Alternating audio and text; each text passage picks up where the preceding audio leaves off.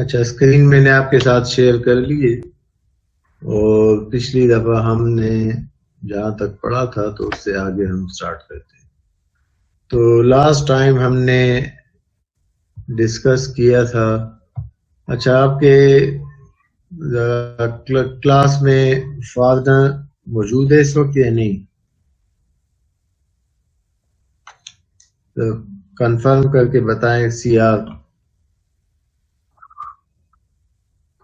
Okay, so let's start. Last time we discussed the effect of nature time period and damping ratio on deformation response history. What is response history? Response history is a plot of response versus time.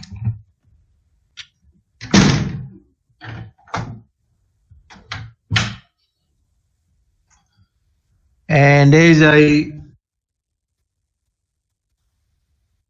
of times, response is a general term which can be used to represent structural displacement or velocity or structural accelerations or internal forces which comes from the imposed demand. So if we are talking about the structural displacement and time variation during an earthquake, response history is known as deformation response history.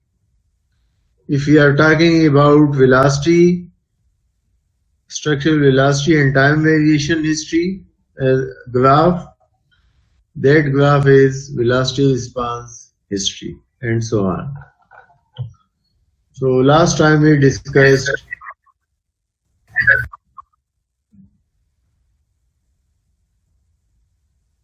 जी क्या मसला है?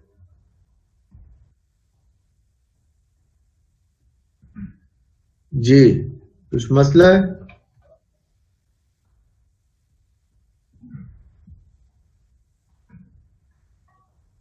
आवाज आ रही है आपको? Yes, sir. So last time we discussed effect of nature time period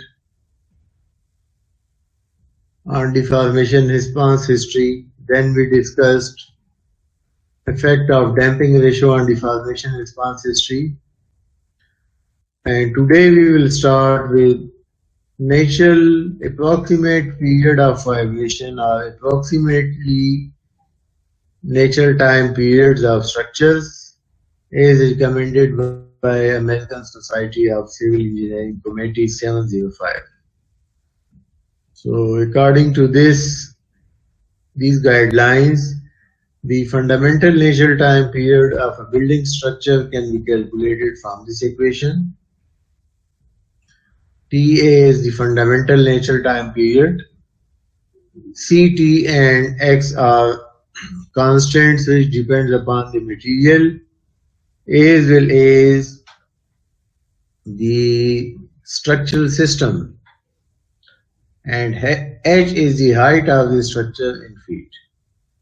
So for steel moment frames, CT is 0.028 and X is 0.8. But if we are using concrete moment frame instead of steel, then the values of CT are different. The same guidelines also recommend that if the building structure have a story height which does not exceed 12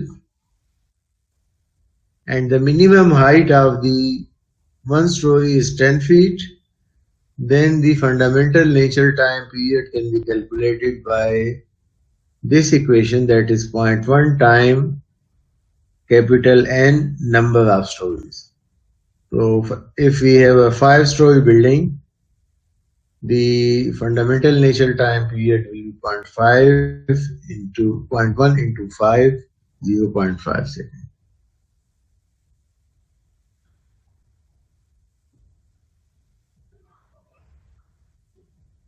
Now, multi-degree of freedom systems have more than one natural time periods.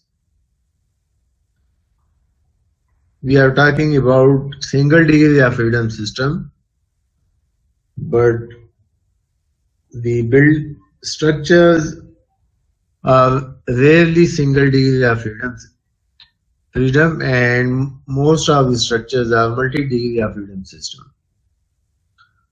So in case of a 3-story building, if we consider only lateral direction and ignore other deformations,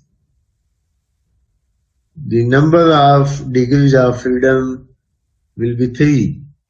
Similarly, for an idealized 5-story building, the degree of freedom will be 5. And if the degree of freedom of a building or any structure is 5, it will have 5 natural time periods. Unlike single degree of freedom, in which we have 1 degree of freedom, in case of single degree of freedom, we have 1 natural time period. In case of multi-degree of freedom system, the degree of the natural time period is equal to degree of freedom of the system.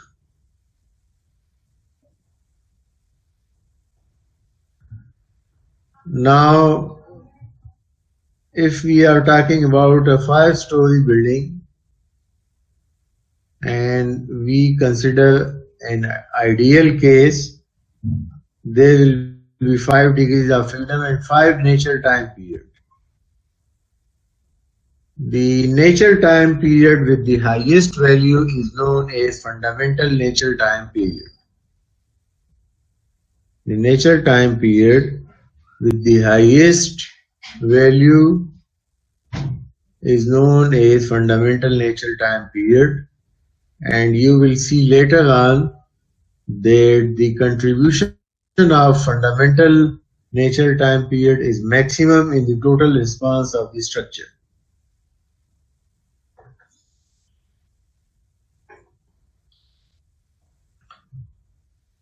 Now coming to the response spectrum concept. So I have already discussed response.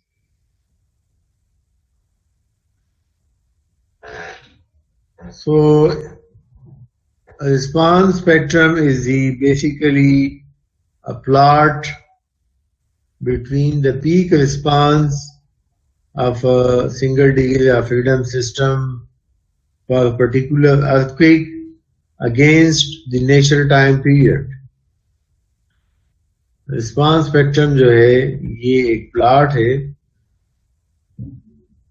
between peak value of response of a single degree of freedom system during a particular earthquake and the corresponding natural time period. So if the response spectrum is displacement response, then the corresponding response spectrum is known as displacement response spectrum or deformation response spectrum.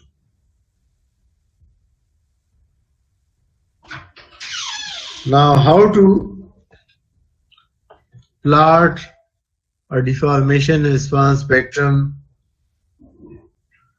The procedure is explained on the next slide.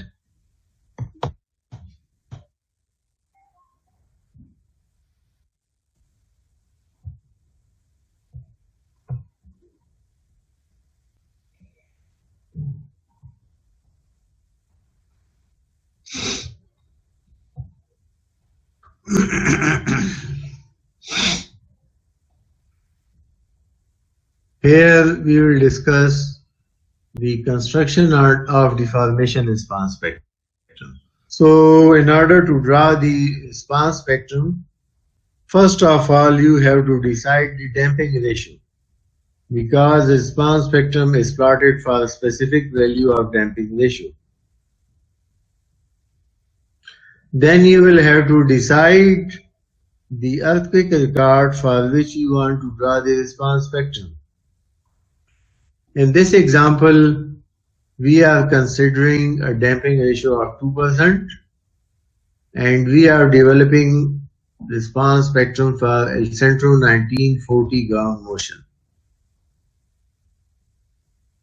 So what we do, we take different single degrees of freedom systems with different time periods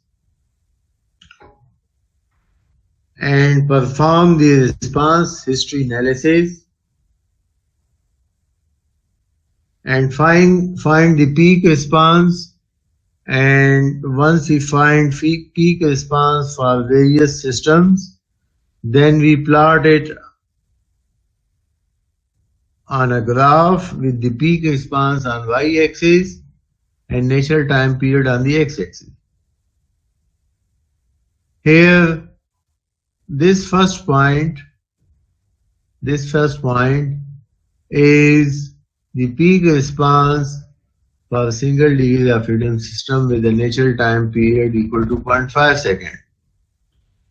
So you can see that when El Centro 1940 ground motion is applied at the base of this single degree of freedom system, and the response history is plotted by some appropriate software, we get peak response equal to 2.67 inch. So plot these values on a graph. Peak response is 2.67 inch, and this is for natural time period of 0.5 second. So you will get this 1 point. Then we take another single degree of freedom system. For example, here we are taking a natural time single degree of freedom system with a natural time period equal to 1 second. Again, we apply this ground motion at the base of the system and draw the response history, which shows that peak response is 5.97. So y coordinate of the graph will be 5.97. X coordinate of the graph will be equal to 1 second. And we get another point. Similarly, we repeat the same procedure for a system with a natural time period of 2 seconds. And response history analysis shows that peak response is 7.47 inch. So this is our third point. 7.47 inch peak displacement, and this is for a time period of 2 seconds. Now here only 3 points are plotted, but we perform the same analysis for a number of degrees of freedom with various natural time periods. And once we plot this and then join those points, we will get a graph. This graph is known as deformation response spectrum. And in this graph, peak displacement U naught, this peak displacement U naught is also represented by symbol capital D. तो अगर आपका कोई सवाल है तो पूछें, वरना फिर आगे चलते हैं.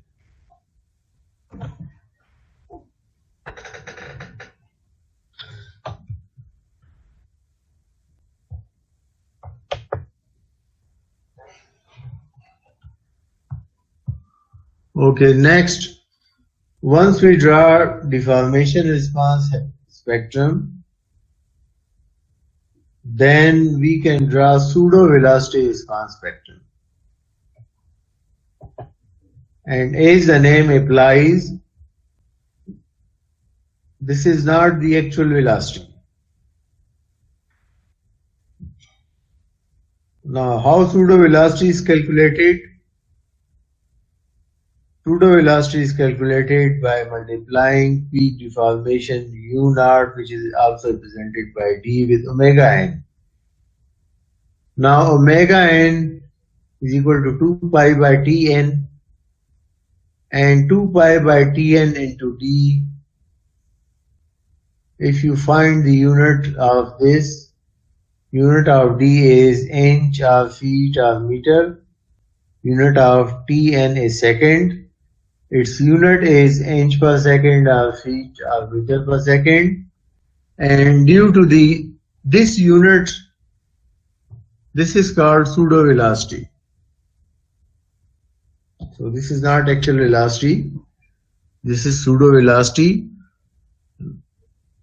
Now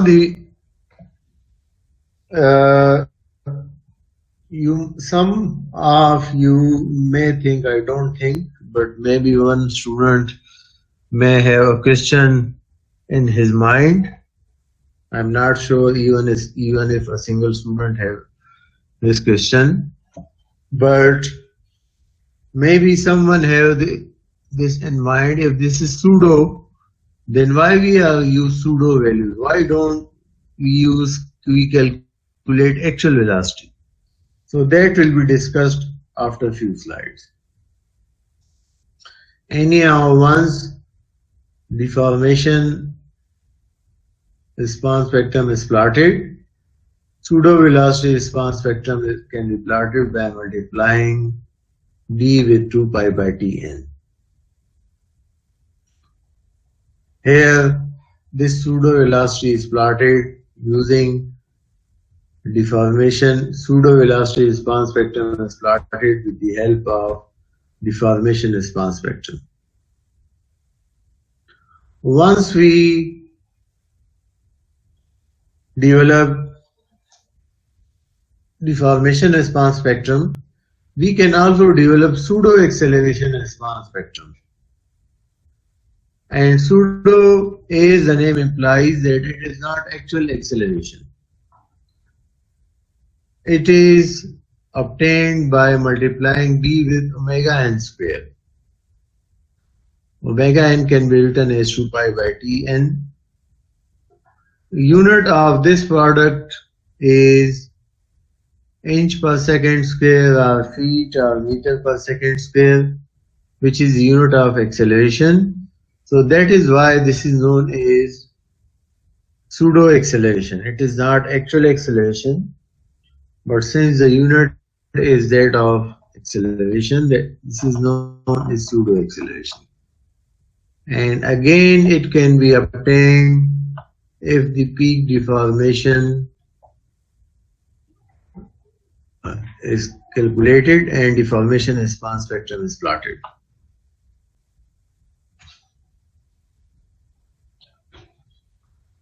Now, as I have already explained, that this V is not actual structural velocity, which is u naught dot. Similarly, this A is not actual acceleration, structural acceleration, which is u naught p double dot.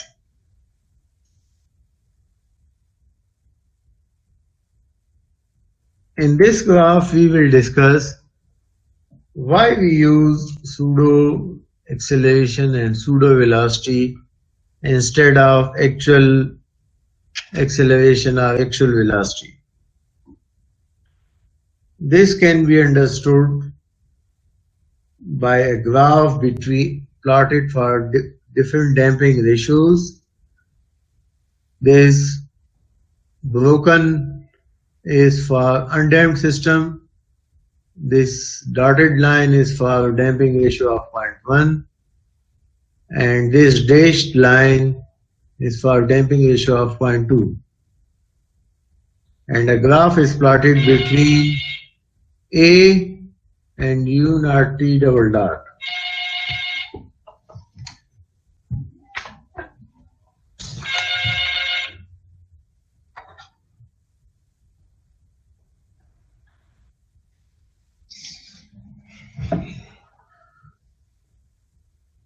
So, is there anyone in the class who can tell me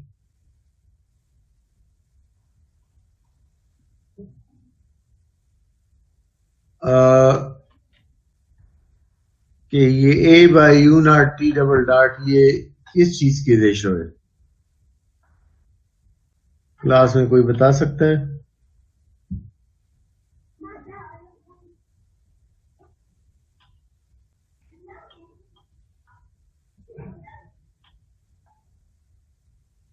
sir zero acceleration to peak acceleration at top. Pseudo acceleration और जो mass level पर जो total acceleration है उसकी ratio. अच्छा, चले आप ही बताएं कि अगर ये रेशो 1 के बराबर हो तो इससे क्या मतलब होगा? सर दोनों सेम है ये फिर दोनों एक्सेलरेशन सेम है. So you can see that for undamped system, this ratio is same for all natural time period. For damping ratio of 0.1, this ratio is more or less equal to 1. आप देखें अगर 1 second के लिए ये damping ratio 0.1 वाली graph लें तो ये रेशियो 1 नहीं है तो कुछ 0.98 या 0.99 के बराबर होगी, 0.97 के बराबर होगी. इसी तरह ये 2, 3, 4, 5 के लिए ये रेशियो तो तकरीबन कुछ 0.95 के बराबर होगी. तो इससे आप क्या मतलब लेते हैं? ये रेशियो जो है 0.95 या 0.97 या 0.93 के जो बराबर है, इससे क्या मतलब बनता है? It means pseudo acceleration is almost equal to actual acceleration at the mass level. So the pseudo acceleration, although it is not the actual acceleration, but its value is almost equal to that of pseudo acceleration. So that is why we can use pseudo acceleration in case of actual acceleration at the mass level. Now there may be a question in some students' mind, why we calculate pseudo acceleration instead of actual acceleration at the mass level. हम ये pseudo acceleration क्यों calculate कर रहे हैं? Structure में जो mass level पर जो एक्सेलरेशन है वो हम क्यों नहीं कैलकुलेट करते?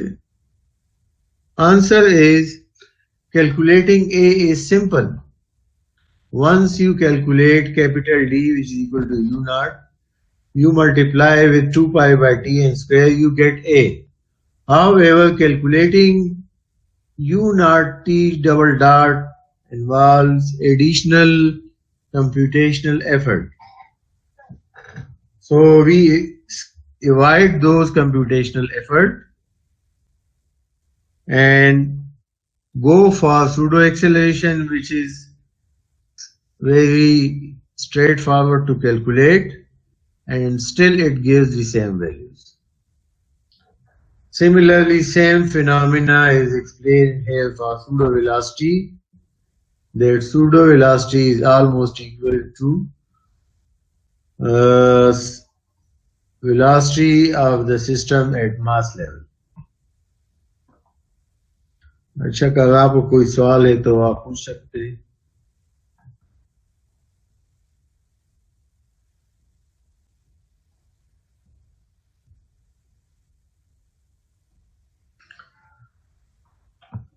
Okay, so combined EVA spectrum.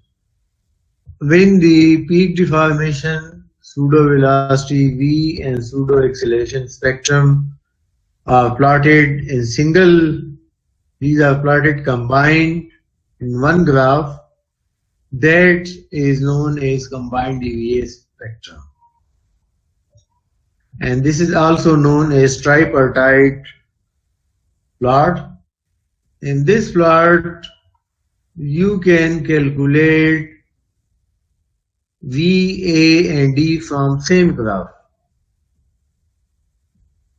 Here all the values are plotted on log scale.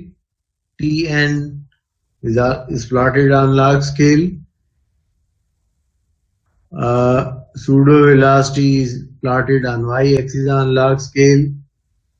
On this axis we plot pseudo acceleration in terms of g, and on this plot, on this we plot pseudo peak deformation on log scale. So you can find all the three velocities from same graph. And this is actually combined EVA spectrum for damping ratio of 2%,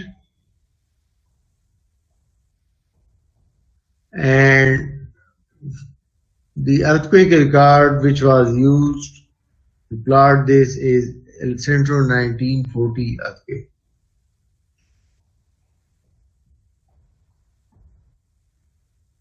Now structure response spectrum is used for the purpose of design of new structures as well as for the structural assessment of existing structures. And if you develop a combined EVA spectrum for a specific place, तो उस जगह पे मुख्तलिफ damping ratio के structures हो सकते हैं. कुछ की डैम्पिंग रेशो 2% होगी, कुछ की 5 होगी, कुछ की हो सकता है 5 से भी ज्यादा हो. Therefore, we develop combined EVA spectrum for different values of damping ratios. Here, combined EVA spectrum is plotted for undamped system, 5%, 10%, 20% damped system.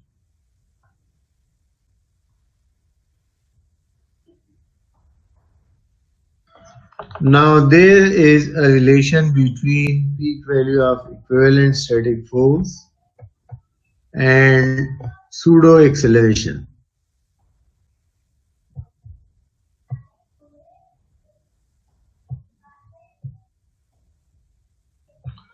Peak value of equivalent static force हम किससे represent करते हैं? Fs naught से. And we already know that this is equal to K into U.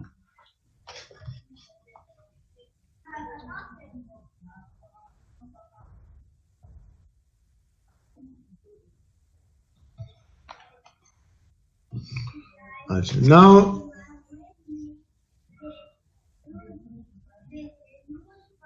we also know that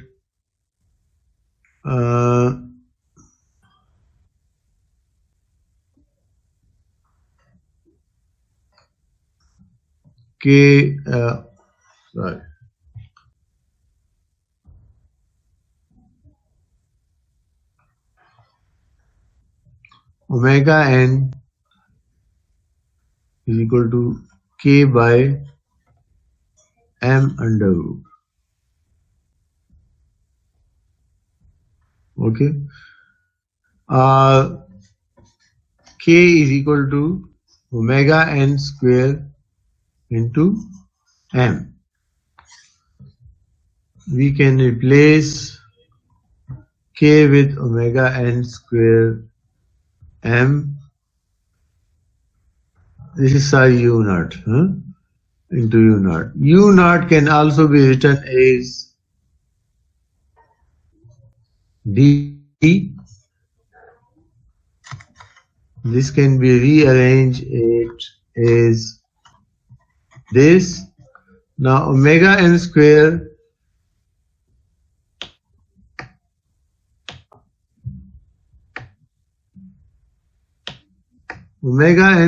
into d, we just discussed, this is equal to a. So peak value of equivalent static force can also be calculated by multiplying mass with the pseudo acceleration.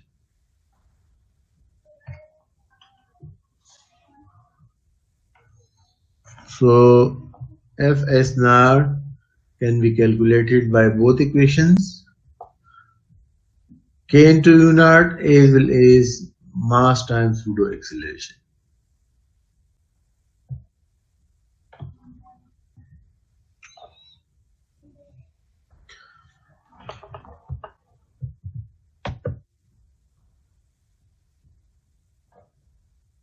Now we will calculate we will discuss the procedure to calculate base shear. Base shear is actually total shear force acting at the base of a structure. Base shear is total shear acting at the base of structure. In case of single degree of freedom system,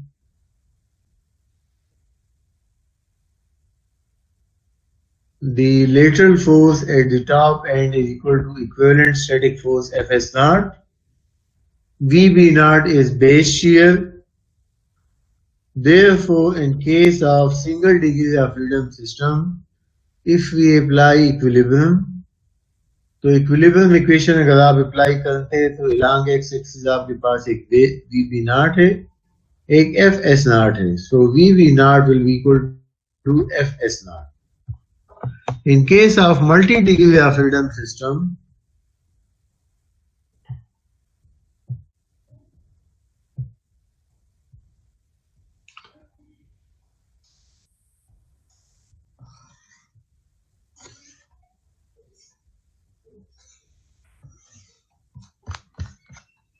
we are different story level.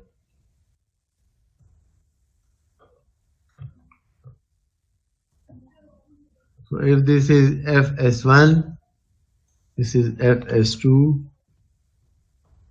this is Fs3, this is base shear,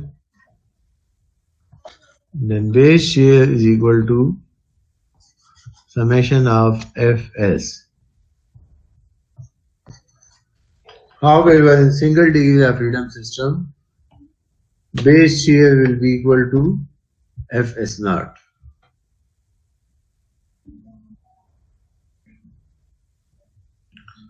Now base shear, which is equal to Fs naught, is equal to mass times pseudo acceleration.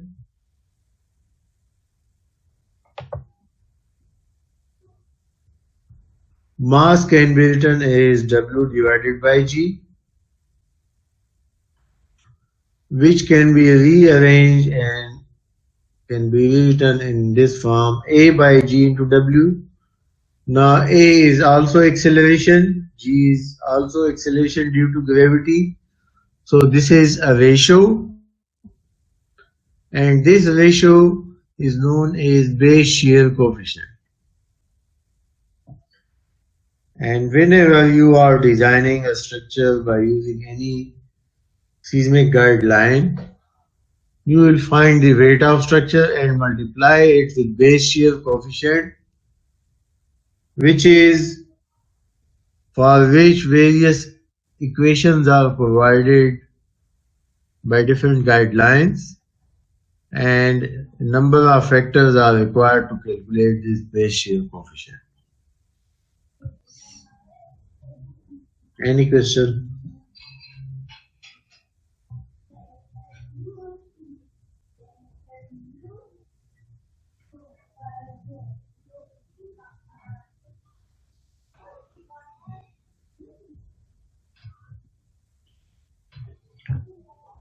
Okay, so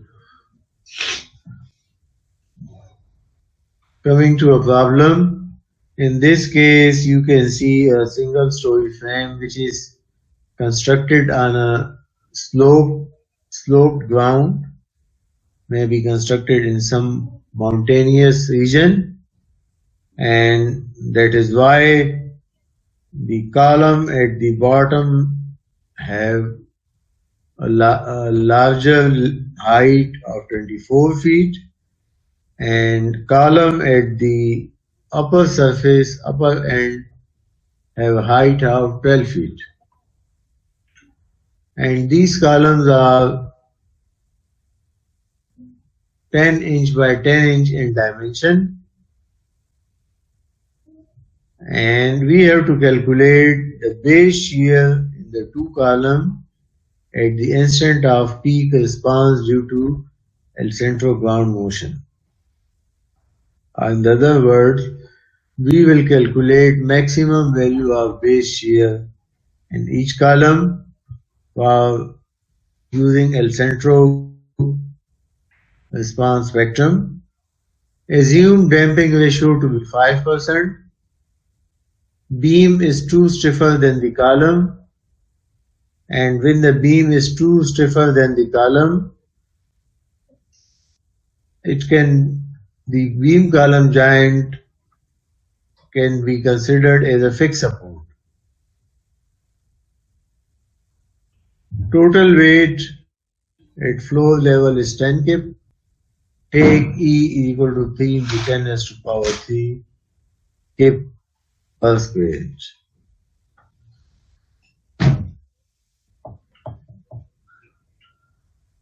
Acha. In order to use the response spectrum, what we need Tn. Without Tn, we cannot use the response spectrum to calculate T, V, and A. So therefore, first step is to calculate Tn, and Tn is equal to 2 pi m over k, and k in this case is equal to, ये बताएं ये जो दो columns connected है ये spring in series की example है या पैरेलल की एग्जांपल है? Parallel की. So in this case, total stiffness will be simply equal to sum of the stiffnesses of all the columns. Stiffness of column number 1 is, since the beam is it is given that the beam is too stiff as compared to column, therefore the beam column joint can be considered as a fixed support, and for a column with both ends fixed, the lateral stiffness is 12 EI over L cube. So I जो है तो 10" square column है, तो इसका moment of inertia 10 into 10 raised to power 3 divided by 12 आ जाएगा.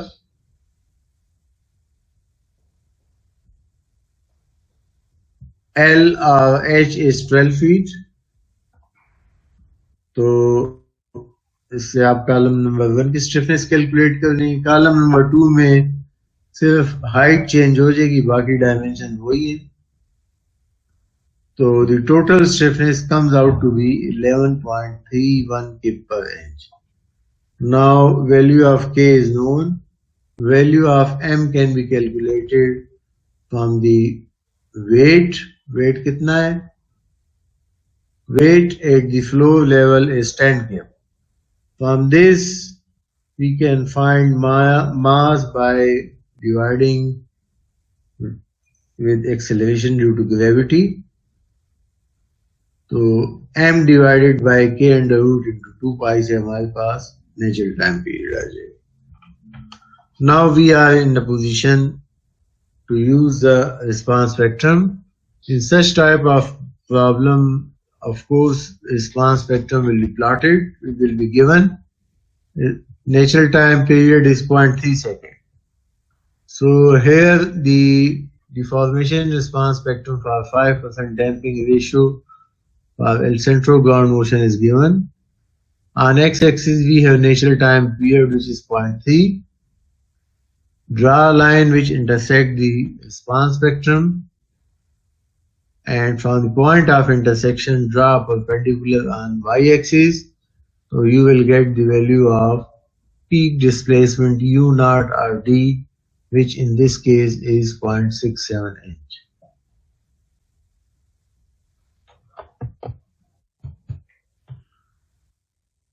तो चलें आप ये जरा बताएं कि हमें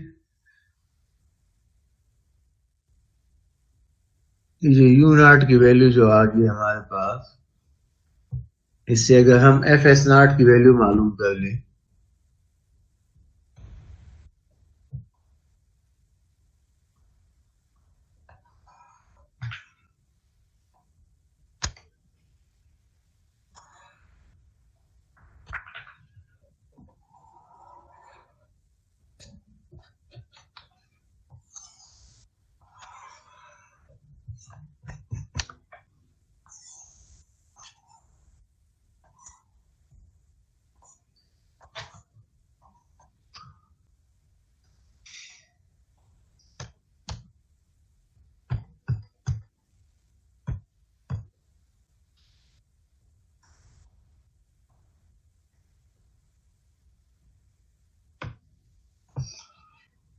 एफ एस नॉट किसके बराबर होगा?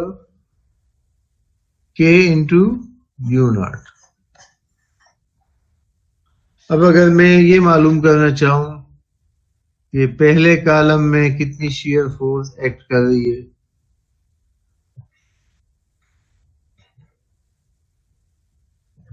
और दूसरे कॉलम में कितनी shear फोर्स एक्ट कर रही है, तो इसके लिए क्या प्रोसीजर अडॉप्ट करें, कोई बता सकता है? ये किससा मालूम करेंगे कि जो एफ एस नॉट है इसका कितना पोर्शन पहले कॉलम का स्टिफनेस और जो ये पीक डिस्प्लेसमेंट है इससे आ जाए. नहीं, हमने बिल्कुल पहले लेक्चर में इस किस्म की एक प्रॉब्लम किया था कि if you want to find the part of the total force resisted by individual column, that can be determined by calculating distribution factor. तो पहले कॉलम के लिए डिस्ट्रीब्यूशन फैक्टर किससे हम मालूम करेंगे?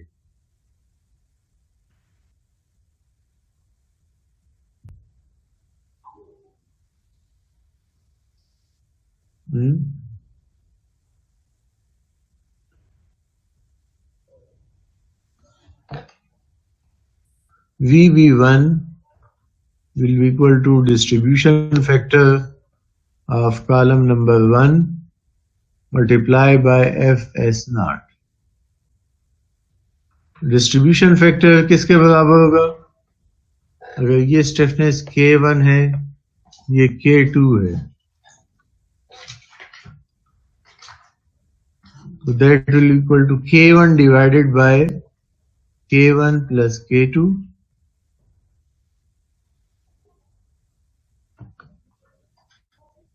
Fs naught is K into U naught. ये K1 plus K2 किसके बराबर है? K के. तो लिहाजा VB1 will be equal to, ये इसके साथ कैंसिल हो जाएगा, equal to K1 into U naught. From this you can calculate base shear in first column. Similarly, you can calculate base shear in second column अगर आप U0 को K2 से multiply करें।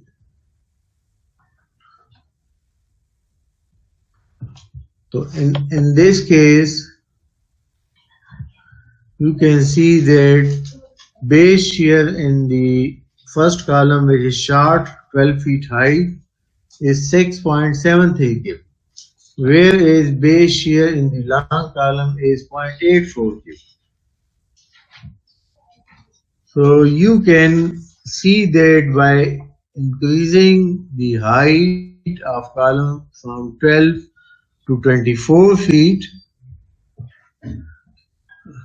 how many time greater shear force is produced in short column? Short column में long column से कितने time ज़्यादा shear force produce हो रही है?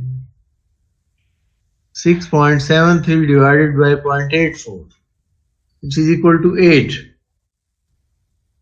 So by increasing the height 2 times, the shear force transferred in the short column is increased 8 times. So you can see that smaller the height of column, greater will be the force transferred to it. And if you remember in module 2, we discussed short column effect. So this is short column effect, that in case of buildings, if the height of a column is very short, the large amount of forces will be transferred, and if that column is not properly designed, that can fail in shear, which can result in partial or full collapse of the building.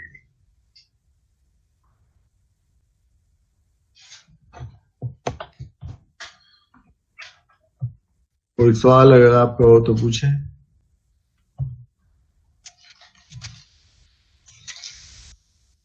So okay, we take a 20-minute break और उसके बाद दोबारा हम start करते हैं। Okay, sir.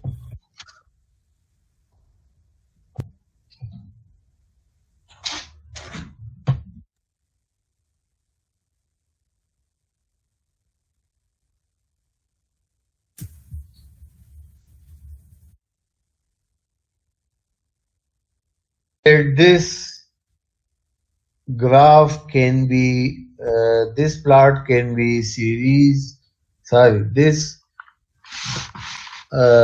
graph can be represented by 3 series of straight line.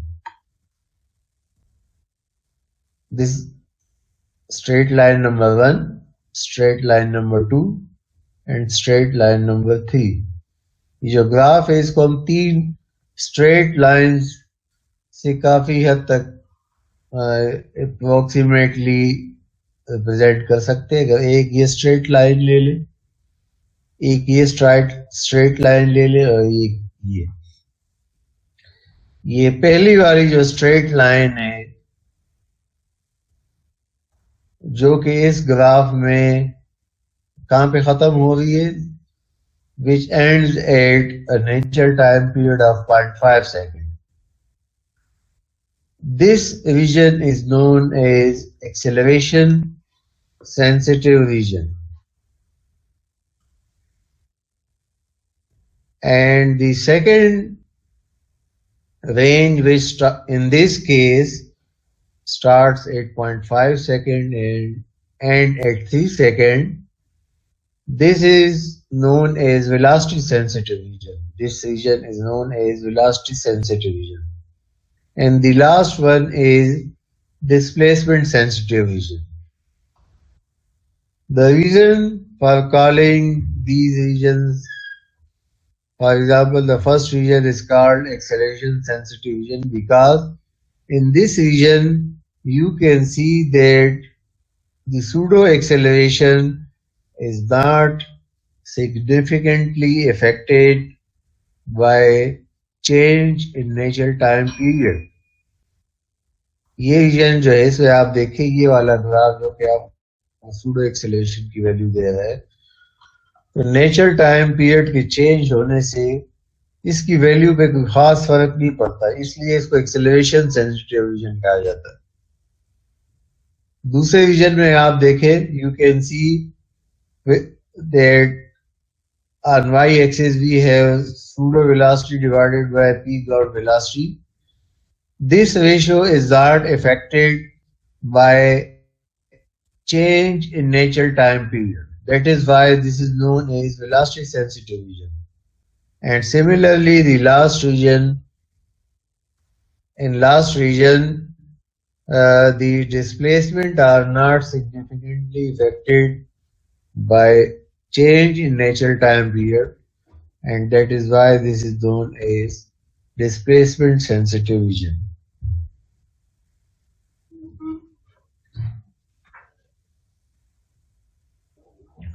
So every response spectrum have these three regions.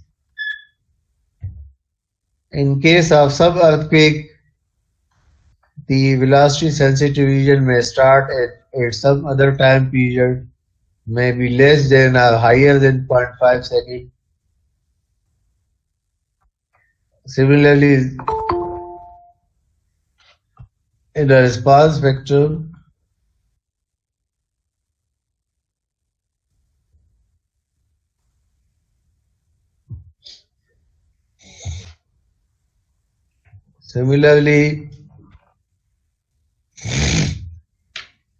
in case of the response spectrum plotted for some other graph,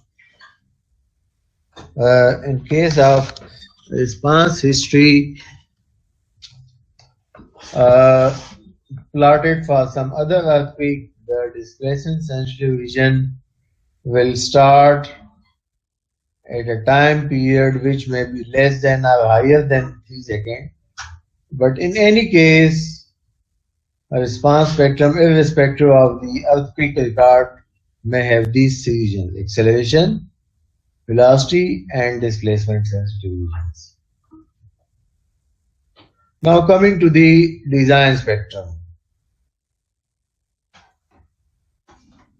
The response spectrum has some problem, due to which it cannot be used for design purpose.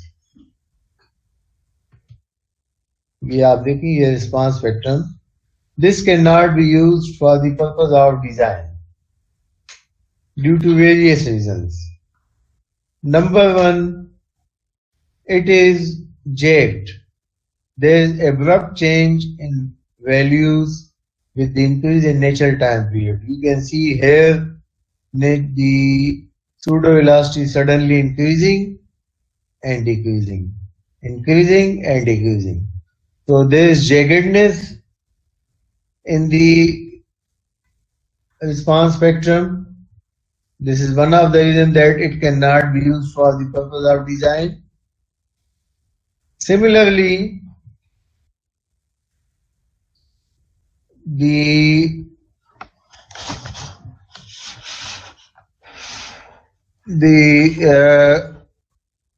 one response spectrum cannot be applied in all the cases. For example, in El Centro, where the 1940 imperial earthquake was recorded,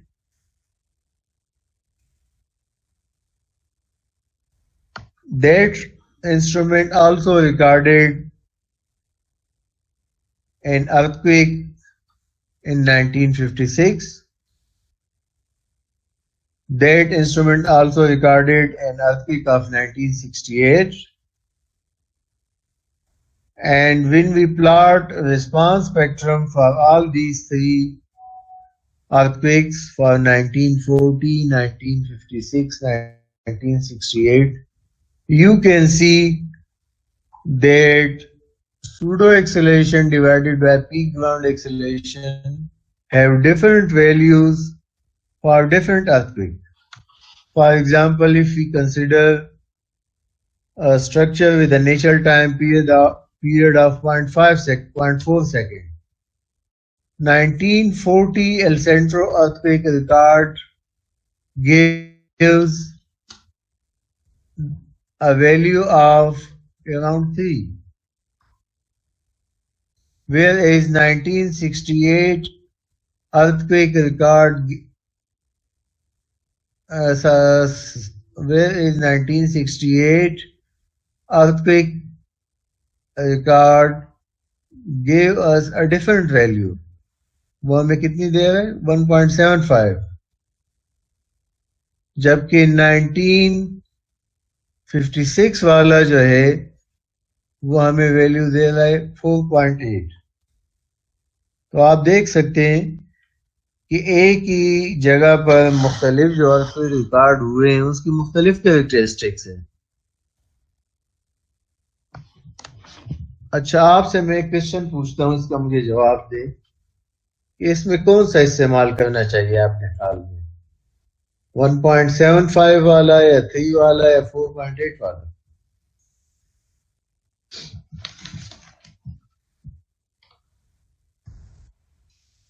sir 3 वाला। 3 वाला। अच्छा, 3 वाले में मसला ये है कि this will be unsafe for 4.8। अगर हम 4.8 वाला इस्तेमाल करते it will result in very uneconomical structure. So what we do, we carry out some statistical procedure and develop a spectrum which is safe for almost all the earthquakes, and it also consists of smooth lines. हम ये करते हैं कि response spectrum जो है, यहाँ पर 3 response spectrum है, एक ही लोकेशन पे जो 3 अर्थक्वेक रिकॉर्ड जो प्लॉट हुए हैं उनके लिए जो रिस्पांस स्पेक्ट्रम है, तीनों मुख्तलिफ वैल्यूज दे रहे हैं। तो हम ये करते हैं कि एक स्टेटिस्टिकल प्रोसीजर अडॉप्ट करते हुए इसकी एक ऐसा स्पेक्ट्रम डेवलप करते हैं जो कि सेफ भी हो, बहुत ज्यादा अनइकोनॉमिकल भी ना हो, और दूसरा उसमें जैकेटेस ना हो। यहाँ आप देखिए सडनली ये वैल्यू जंप करके बढ़ गई है, फिर सडनली थोड़ा सा नेचुरल टाइम पीरियड इंक्रीज होती, सडनली डिक्रीज हो गई है, उसमें ये स्मूथ लाइन हमारे पास आती है। So that spectrum is known as design spectrum.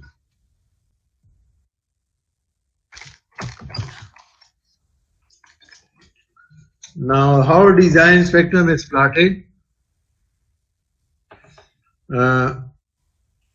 The answer has been just explained, that we consider various earthquake records, perform statistical procedure analysis, and arrive at an earthquake, develop a spectrum which is safe and not very uneconomical, as well as consists of smooth lines.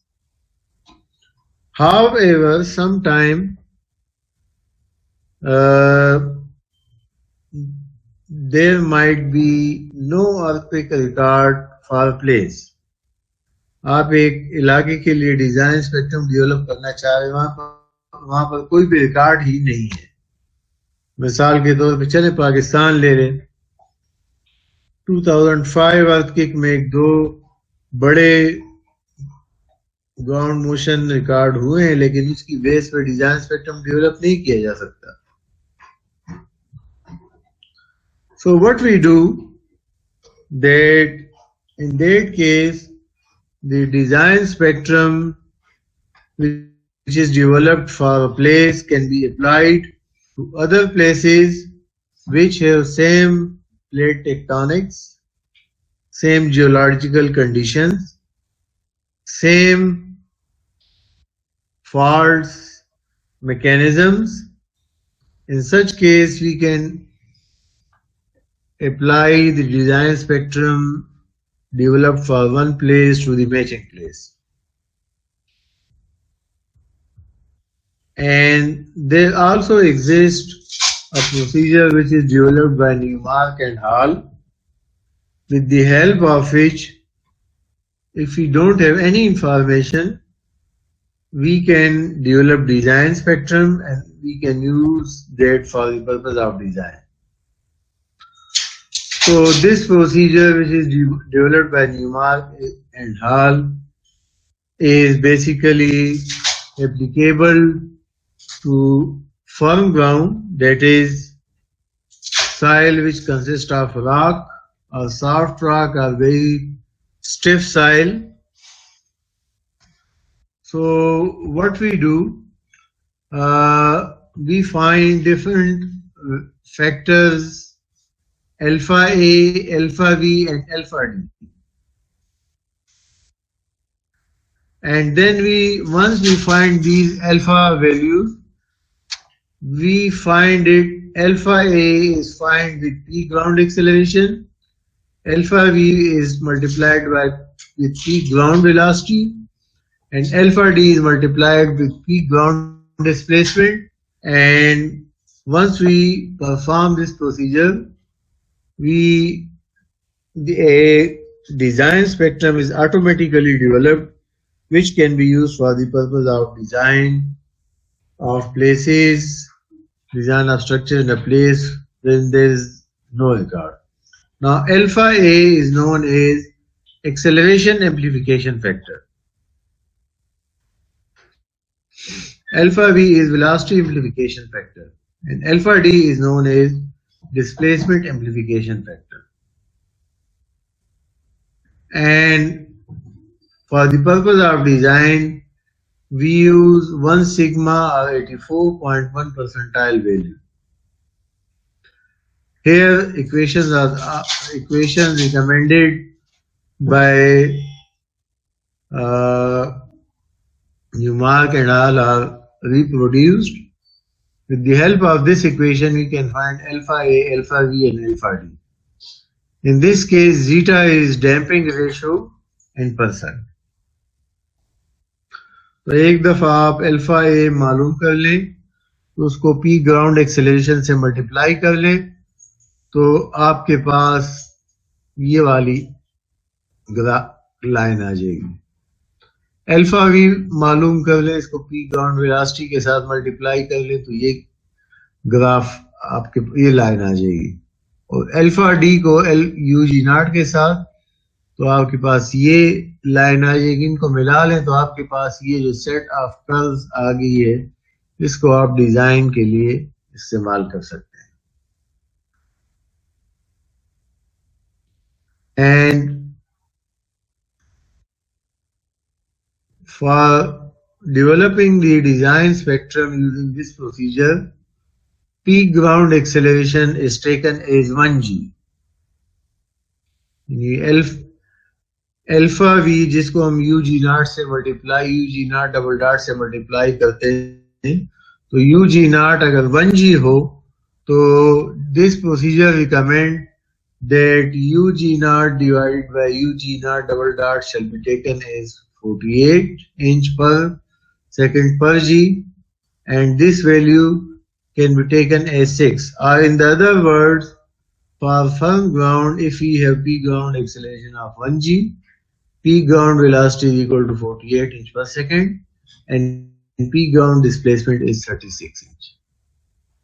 So we can develop design spectrum by Newmark and Hall if we have no information, and that can be used for the purpose of design spectrum.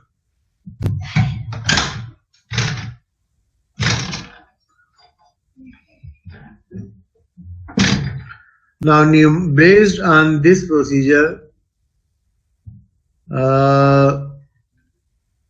a design spectrum for 5% damping ratio is given here, and as you can see, this is a graph between pseudo acceleration and natural time period.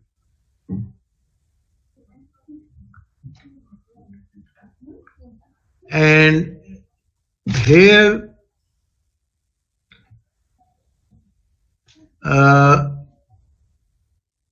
As I said, there exist three regions: acceleration sensitive region, velocity sensitive region, and displacement sensitive region.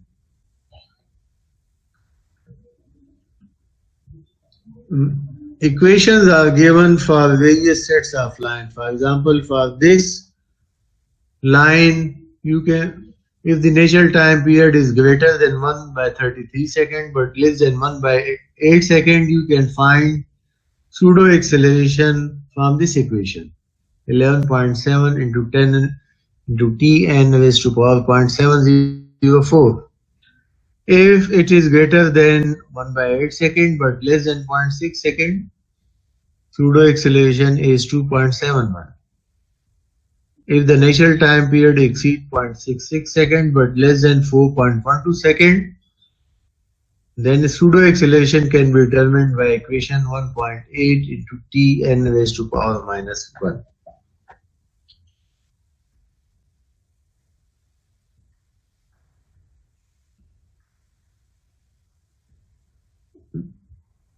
With the help of pseudo acceleration design spectrum, we can plot peak deformation design spectrum. There is a relation between pseudo acceleration and peak displacement. That is, A is equal to 2 pi by Tn whole square into D, or D will be equal to A into Tn by 2 pi whole square. So you can develop deformation design spectrum from this graph, and this is reproduced here. This is produced here for log scale. Similarly, you can find pseudo velocity design spectrum, and then you can combinedly draw it as a combined DVA design spectrum. This graph combined DVA spectrum is on log scale. Here pseudo acceleration design spectrum is plotted for different values of damping ratios. For 1%, 5, 2, 5, 10, 20%, this is on log scale. But if you draw the same graph on normal scale, values will remain same, but the shape of the pseudo acceleration design spectrum will change.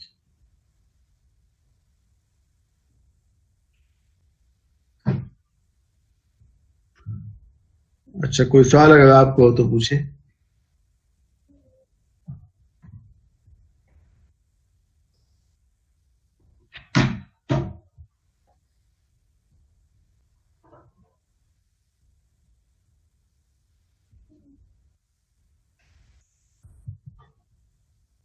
Okay, the problem is sometimes a site for which you want to develop design spectrum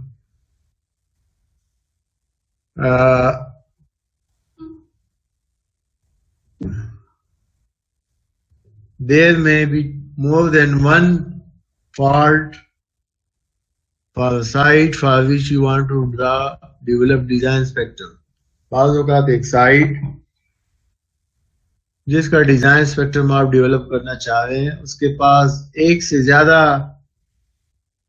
fault गुजरी हुई होती हैं. For example, यहाँ पर जो site है, इसके बाद एक जो नजदीक जो फॉल्ट है, इस पे मॉडरेट अर्थक्वेक आते हैं, मॉडरेट मैग्नीट्यूड के अर्थक्वेक, और जिसका जो डिजाइन स्पेक्ट्रम है वो ये जो ब्लैक कलर वाला जो लाइन है इससे शो किया गया. यही साइट से निस्बतन ज्यादा डिस्टेंस पे एक दूसरी फॉल्ट है जिसपे बड़े अर्थक्वेक आते हैं, बड़े मैग्नीट्यूड के, और उसका डिजाइन स्पेक्ट्रम ये ब्लू कलर से शो किया गया. अब सवाल ये है कि इन दोनों में से कौन सा डिजाइन स्पेक्ट्रम इस्तेमाल करना चाहिए.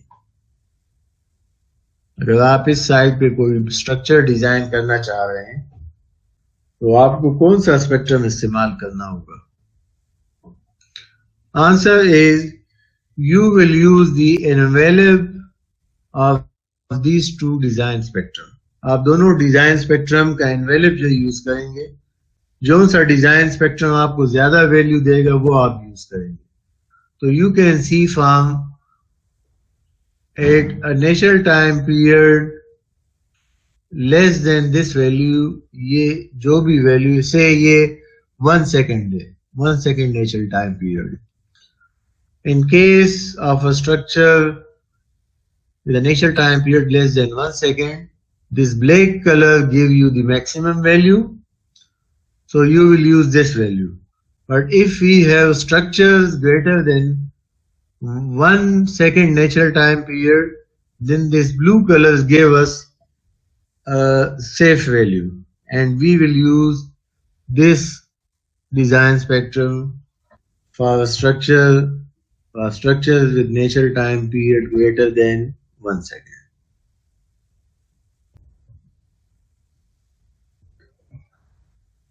तो ये एक प्रॉब्लम है, इसको फिर नेक्स्ट टाइम सॉल्व करेंगे. अगर आपको कोई सवाल है तो आप पूछ सकते हैं, वरना अटेंडेंस मैं लेता हूँ.